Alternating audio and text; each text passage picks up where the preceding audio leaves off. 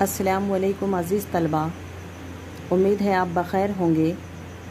अज़ीज़ तलबा, आज हम सनाए बदाई के ताल्लुक़ से मालूमात हासिल करने जा रहे हैं, जिसे हम सनतें भी कहते हैं। तो आइए हम देखते हैं, यहाँ पर मुख्तलिफ़ सनतों के बारे में मालूमात हासिल करते हैं, मिसालों के ज़रिए उन सनतों को समझने की कोशिश करते हैं। तो सबसे पहले हमें ये देखना है कि सनाए और बदाए किसे कहते हैं। सनाए बदाए यानी वो अजीब व गरीब नुकात और बारीकियाँ जो नज़्म में ज़ाहिर की जाएं। सनाए जमा है सनत की, जबकि बदाए जमा है बदी की। सनत के तारीफ़ और मफ़हूम को ज़ैल में हम समझने की कोशिश करेंगे। बदी से बना है बदाएँ, और बदी के मानी होते हैं एक इल्म जिसमें कलाम की लफ्ज़ी और मानवी खूबियाँ बयान की जाती हैं। और सनत की जमा है सनाए। सनत चूँकि शायरी खूबसूरत इजहार का फ़न है, इसलिए हुस्न बयान की जो कदरें इसमें मौजूद होंगी वो उसकी जमालियात का हिस्सा होगी। चुनांच शायरी में ऐसे पैराए इजहार और असलूब बयान का अहतमाम करना जो महज अदाए मतलब के लिए ज़रूरी नहीं, बल्कि कलाम में मज़ीद हुस्न व लताफ़त और मज़ीद मानी पैदा करें, सनत कहलाता है। सनत की कई किस्में हैं, जिनमें बाज़ का ताल्लुक़ लफ्ज़ से हैं और बाज़ का ताल्लुक़ मानी से होता है। सनतें बज़ात खुद शायरी का मकसद नहीं होती, लेकिन शायरी का मकसद उनके बग़ैर पूरा भी नहीं होता, क्योंकि उनके ज़रिए शेर के तासुर में इजाफ़ा होता है, और ये तासुर कलाम को और भी खूबसूरत बनाता है, उसके मानवियत को बढ़ाता है।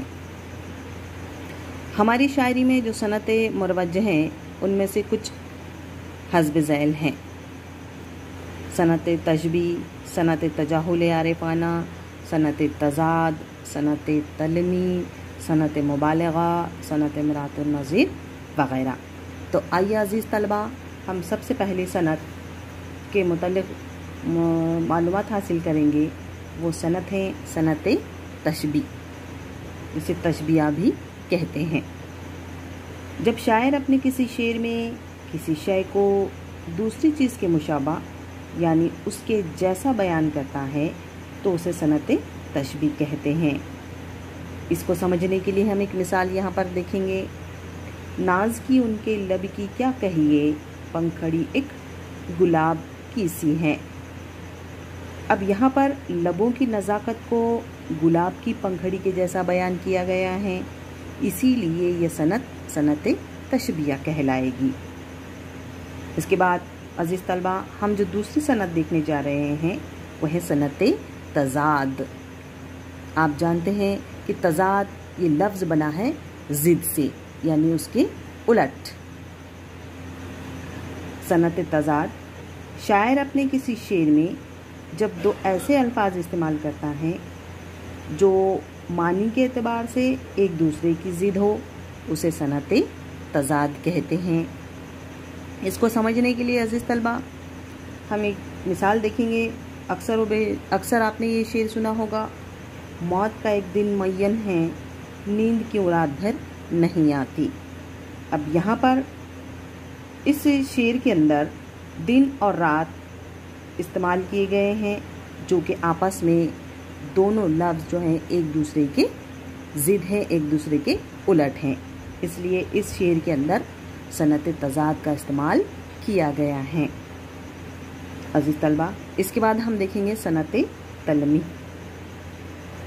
जब शायर अपने किसी शेर में किसी तारीख़ी वाक़या या कुरानी आयात का ज़िक्र करता है, तो उसे सनत तलमी कहते हैं।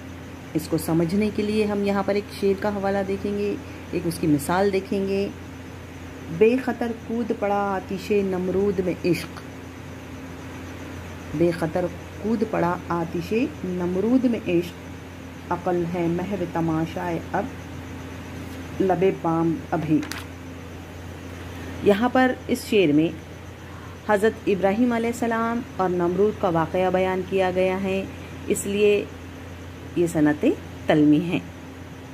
इसके बाद हम जो दूसरी सनत देखने जा रहे हैं वो सनत मुबालगा। सनत मुबालगा यानी जब शायर अपने किसी शेर में किसी बात को नाकाबिले यकीन हद तक बढ़ा चढ़ा कर पेश करता हो तो उसे सनत मुबालगा कहते हैं। इसको समझने के लिए यहाँ पर हम एक मिसाल देखेंगे कि यारो शबे फ़िराक़ में रोया मैं इस कदर, था चौथे आसमान पे पानी कमर कमर। अज़ीज़ तलबा, यहाँ पर आंसू की मक़दार को हद से ज़्यादा बढ़ा चढ़ा कर पेश की गई है, इसलिए ये शेर सनत मुबालगा है। इसके बाद हम देखेंगे सनत मिरातुन नज़ीर। जब शायर किसी शेर में किसी एक लफ्ज़ की रियायत से यानी उसके मुनासिबत से उसके मुतरादिफ अल्फाज इस्तेमाल करता है तो उसे मिरातुन नज़ीर कहते हैं। जैसे पत्ता पत्ता बूटा बूटा हाल हमारा जाने हैं, जाने न जाने गुल ही न जाने बाग़ तो सारा जाने हैं। अब इस शेर में शायर ने बाग़ की रियायत से इसके मुतरादिफ अल्फाज पत्ता, बूटा और गुल का इस्तेमाल किया है, इसलिए ये शेर मिरातुन नज़ीर कहलाता है। यानी इस शेर के अंदर जो सनत का इस्तेमाल किया गया है वो मिरातुन नज़ीर का। इसके बाद हम जो सनत देखने जा रहे हैं वो तजनीस ताम। तजनीस ताम उस सनत को कहते हैं कि जब शायर अपने किसी शेर में दो ऐसे अल्फाज का इस्तेमाल करता है जो लिखने, पढ़ने और बोलने में एक जैसे हो लेकिन इनके मानी जुदा हो, उसे तजनीस ताम कहते हैं। इसको समझने के लिए हम यहाँ पर एक शेर की मिसाल देखेंगे। जान दी हुई उसी की थी, जान दी हुई उसी की थी, हक़ तो यूँ है कि हक़ अदा ना हुआ।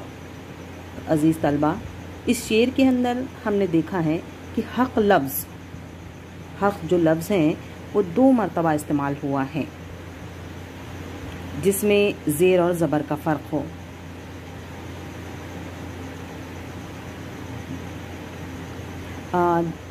इस शेर के अंदर हक़ लफ्ज़ 2 मरतबा इस्तेमाल हुआ है। इसका एक मानी तो सच है और दूसरा वो फ़र्ज़ अदा करने के मानी में इस्तेमाल हुआ है, इसलिए ये शेर तजनीस ताम कहलाता है। इसके बाद एक और सनत हम देखेंगे जिसे हम तजनीस नाक़िस कहते हैं, जिसे तजनीस ज़ायद भी कहा जाता है। जब शायर अपने किसी शेर में 2 ऐसे अल्फाज इस्तेमाल करता है जिसमें एक सिर्फ की कमी व बेशी हो, उसे तजनीस नाक़िस यानी ज़ायद कहते हैं। जैसे और ले आएंगे बाज़ार से गर टूट गया, और ले आएंगे बाज़ार से गर टूट गया, जाम जम से मेरा जाम सफ़ाल अच्छा है। इस शेर में जाम और जम में एक हुर्फ अलिफ की कमी बेशी है, इसलिए ये शेर तजनीस नाक़िस है। अज़ीज़ तलबा, आगे की वीडियो में हम असनाफ़ सुख़न के मुतल्लिक़ मालूमात हासिल करेंगे। अल्लाह हाफ़िज़। अस्सलामु अलैकुम अज़ीज़ तलबा, उम्मीद है आप बख़ैर होंगे। अज़ीज़ तलबा, आज हम सनाए बदाए के ताल्लुक़ से मालूमात हासिल करने जा रहे हैं जिसे हम सनतें भी कहते हैं। तो आइए हम देखते हैं, यहाँ पर मुख्तलिफ़ सनतों के बारे में मालूमात हासिल करते हैं, मिसालों के ज़रिए उन सनतों को समझने की कोशिश करते हैं। तो सबसे पहले हमें ये देखना है कि सनाए और बदाए किसे कहते हैं। सनाए बदाए यानी वो अजीब व गरीब नुकात और बारीकियाँ जो नज़्म में ज़ाहिर की जाएं। सनाए जमा है सनत की, जबकि बदाए जमा है बदी की। सनत के तारीफ़ और मफ़हूम को ज़ैल में हम समझने की कोशिश करेंगे। बदी से बना है बदाएँ, और बदी के मानी होते हैं एक इल्म जिसमें कलाम की लफ्ज़ी और मानवी खूबियाँ बयान की जाती हैं। और सनत की जमा है सनाए। सनत चूँकि शायरी खूबसूरत इजहार का फ़न है, اس لیے حسن بیان کی جو قدریں اس میں موجود ہوں گی وہ اس کی جمالیات کا حصہ ہوگی۔ چنانچہ شاعری میں ایسے پیرائے اظہار اور اسلوب بیان کا اہتمام کرنا جو محض ادائے مطلب کے لیے ضروری نہیں بلکہ کلام میں مزید حسن و لطافت اور مزید معنی پیدا کریں، سند کہلاتا ہے۔ سند کی کئی قسمیں ہیں جن میں بعض کا تعلق لفظ سے ہیں اور بعض کا تعلق معنی سے ہوتا ہے۔ سنتیں بذات خود شاعری کا مقصد نہیں ہوتی، لیکن شاعری کا مقصد ان کے بغیر پورا بھی نہیں ہوتا، کیونکہ ان کے ذریعے شعر کے تاثر میں اضافہ ہوتا ہے اور یہ تاثر کلام کو اور بھی خوبصورت بناتا ہے، اس کے معنویت کو بڑھاتا ہے۔ ہماری شاعری میں جو سنتیں مروج ہیں ان میں سے کچھ حسب ذیل ہیں: صنعت تشبیہ، صنعت تجاہل عارفانہ، صنعت تضاد، صنعت تلمی، صنعت مبالغہ، صنعت امراۃ النظیر وغیرہ۔ تو آئیے عزیز طلبہ، ہم سب سے پہلے صنعت کے متعلق معلومات حاصل کریں گے۔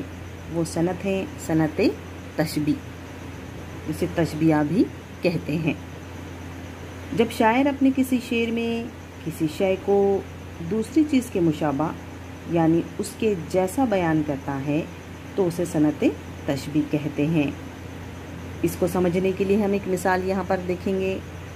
ناز کی ان کے لب کی کیا کہیے، پنکھڑی ایک گلاب کی سی ہے۔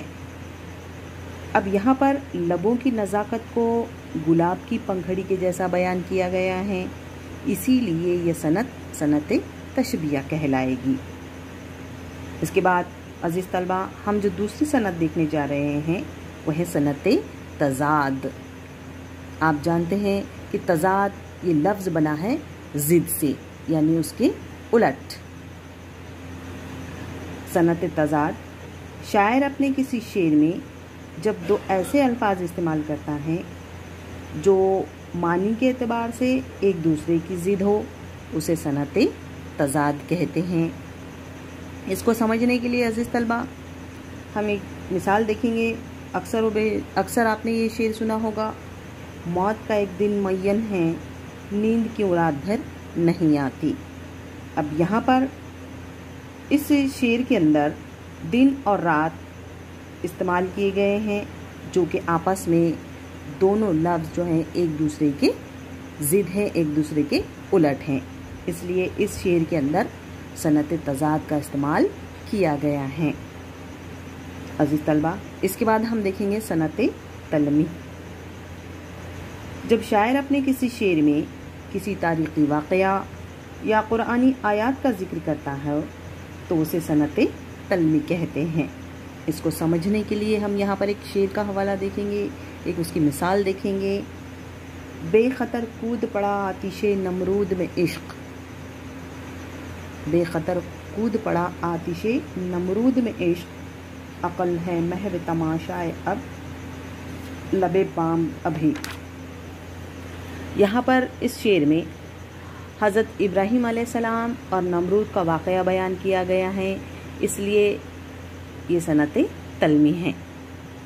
اس کے بعد ہم جو دوسری صنعت دیکھنے جا رہے ہیں وہ صنعت مبالغہ۔ صنعت مبالغہ یعنی جب شاعر اپنے کسی شعر میں کسی بات کو ناقابل یقین حد تک بڑھا چڑھا کر پیش کرتا ہو تو اسے صنعت مبالغہ کہتے ہیں۔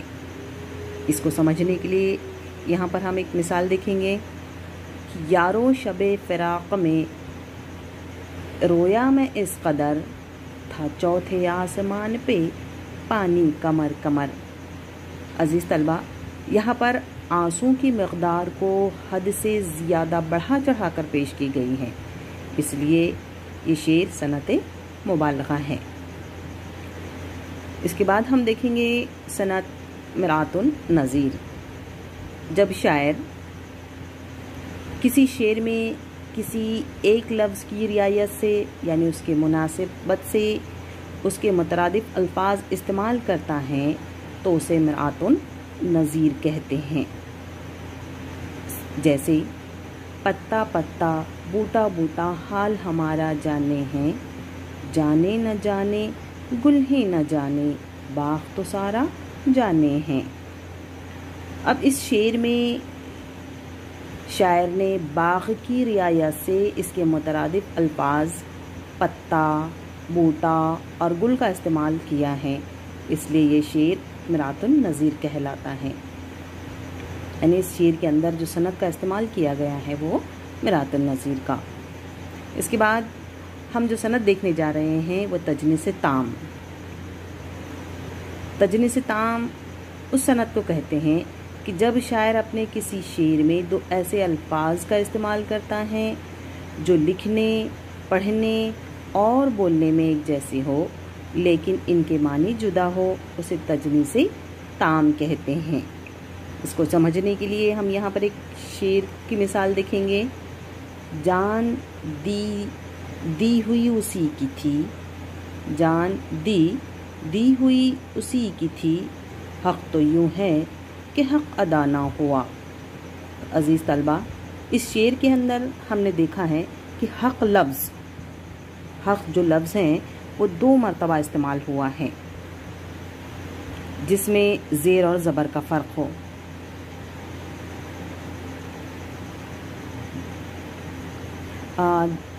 اس شعر کے اندر حق لفظ 2 مرتبہ استعمال ہوا ہے، اس کا ایک معنی تو سچ ہے اور دوسرا وہ فرض ادا کرنے کے معنی میں استعمال ہوا ہے، اس لیے یہ شعر تجنیس تام کہلاتا ہے۔ اس کے بعد ایک اور صنعت ہم دیکھیں گے جسے ہم تجنیس ناقص کہتے ہیں، جسے تجنیس زائد بھی کہا جاتا ہے۔ جب شاعر اپنے کسی شعر میں 2 ایسے الفاظ استعمال کرتا ہے جس میں ایک صرف کی کمی و بیشی ہو، اسے تجنیس ناقص یعنی زائد کہتے ہیں۔ جیسے اور لے آئیں گے بازار سے گر ٹوٹ گیا، اور لے آئیں گے بازار سے گر ٹوٹ گیا، جام جم سے میرا جام سفال اچھا ہے۔ اس شعر میں جام اور جم میں ایک حرف الف کی کمی بیشی ہے، اس لیے یہ شعر تجنیس ناقص ہے۔ عزیز طلبہ، آگے کی ویڈیو میں ہم اصناف سخن کے متعلق معلومات حاصل کریں گے۔ اللہ حافظ۔